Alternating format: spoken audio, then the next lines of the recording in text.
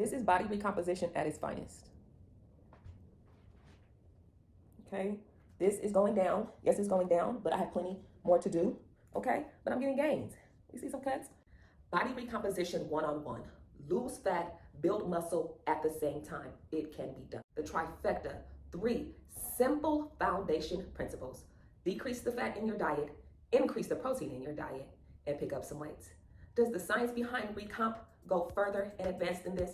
Of course it does. Do I know everything that there is to know about body recomp? Of course I do not. But I do know these 3 things, and I do these 3 things, and I am getting some results. If you want to talk a little bit more about it, come on, stick around. Hi, I'm Jenna. I create content for those of us in our 30s, 40s, and 50s. Beginner level fitness tips and gems to help us stay consistent in everything we are working on. Let's go. Our bodies already have enough fat for us to burn off. We are not trying to keep adding more and more fat. That's the whole goal. We're trying to get it down. Okay, so how are we going to do that? We're going to decrease some of the fatty foods that we are eating. I did not say totally cut it out, eliminate it. No, that is not realistic, okay?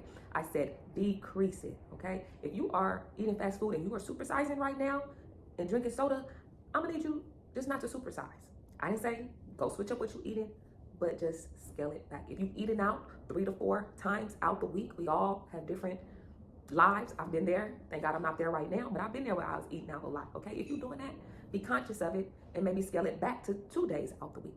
Air fryers are a great way for us to still get that crispy taste that we like, okay? Here is a hack. If you do not have an air fryer like me, I don't have one, but guess what I do? I use a cooling rack or air fryer rack, okay? And I put a little tray to catch my drippings, and I put it in the oven the same way.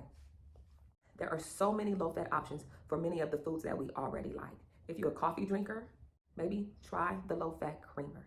There's low-fat sour cream, there's low-fat cottage cheese, there's low-fat milk. All of these things we can try. Now, I'm not saying go out to the grocery store and buy everything diet and low-fat. Please do not do that. You're not gonna like it, and it's not gonna taste good to you. But I will say 1 or 2 things that you already are doing, maybe try the low-fat version. Use a spray cooking oil, a low-calorie version. I'm not even on front. I still need to do better with this because I like to cook in butter. But be careful with that. Use your cooking sprays. Even over olive oil. We think we may be doing something good by using olive oil, but if you look at the nutrition facts, olive oil and vegetable oil, your standard olive oil is gonna be the same amount of calories and the same amount of fat. Jenna, use the low-calorie cooking sprays. I gotta tell myself, y'all, I'm being honest.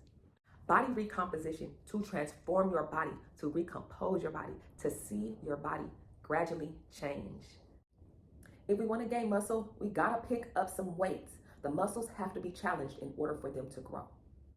Please, I do not want you thinking that you have to start off super heavy lifting, okay? We are not trying to be no power lifters, all right? We are just weight training and trying to tone and again, get the fat off, okay? A good place to start is calisthenics, push-ups, squats, your basic body weight movements. Right, think about it. You don't want to be in the gym trying to be like, lifting heavy. Hold on, slow down. Wait a minute. Can we even do a pull-up? Can we even lift our own body weight up? I can't. That's a goal of mine. Okay? So we have plenty of room to grow, and everyone starts at different levels. You want to use enough to challenge your body, but not to overwork your joints. In general, very basic in general in fitness world, to do a standard exercise, we should be able to do anywhere from 8 to 12 repetitions for 3 sets. You should be able to get a good burn, a good exercise with that. If you're doing that and it's just the right amount of weight for you, good. But if you're busting through 3 sets and it's too easy, then you can scale up on your weight.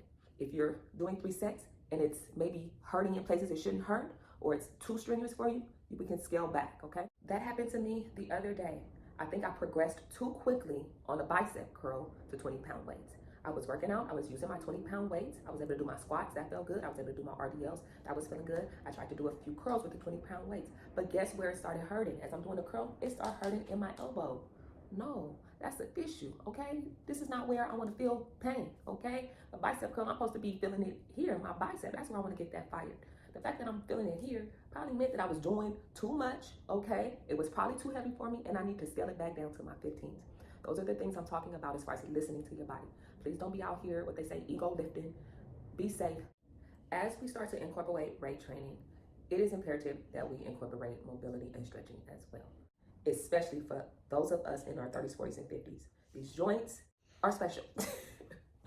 I know as I'm enjoying these burpees in the beginning, it'll be times I want to do some burpees, but guess what? My wrist don't want to do burpees. So pay attention to the mobility, increase the mobility and strength. Get your accessory equipment. I use the compression wraps for my wrist, for my burpees and my push-ups. Get you your knee compressions if you need. Get you a belt for lifting if you need. Use what you need, do what you gotta do. Isometric holds. That's a great place for beginners to start with weight training and strength training. And that's just holding a move for an extended amount of time. It's something about slowing it down. The isometric moves help you improve your technique. You want to make sure we're getting these moves down correctly. That's where I'm at with it. I do not want to hurt myself. I want to make sure I'm getting the body mechanics right. So it's good to practice these things even without weights so we can get comfortable with it before we start to add and progress the weights. All right, you guys, we are talking about body recomposition, how to transform your body, how to recompose your body, lose fat, build muscle at the same time. I am giving y'all a few gems. Come on, do me a favor, go on and like, comment, and subscribe if you're getting any type of value out of this video. If we want to build muscle, muscles need protein to grow. In general, they say that we should be ingesting 1 gram of protein per 1 pound of body weight. Okay, what does that mean? So I'm about 145 right now. So that means I should be getting 145 grams of protein a day. Does Jenna get that? No, I don't. No, I don't count my macros. I don't count my calories, okay? I am mindful. I'm not there yet, and I'm okay with that. I'm okay with being mindful of decreasing the fat in my diet and increasing the protein and enjoying my weight training sessions. We're gonna talk about some easy protein sources, and these are all the ones that I generally use, okay? Your meats, your chicken, your fish, your beef, all of that. All y'all carnivores, y'all getting some good protein.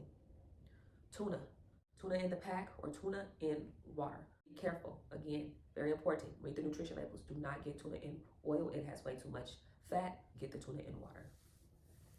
Yogurt, okay? I use a Greek yogurt with a little sugar. There's so many, but your best option is gonna be a non-fat Greek yogurt.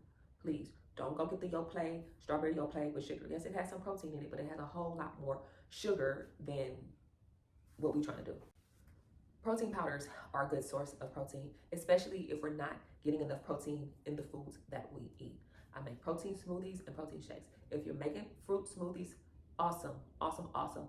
But if you're not putting protein powder in them, that would be a great way to beef up your smoothie a notch, okay, to get some extra protein. Egg whites are a great source of high protein, low calories. Read the labels between a regular egg and an egg white. You're gonna see, you're gonna be like, oh, okay, I get way more protein for volume than fat.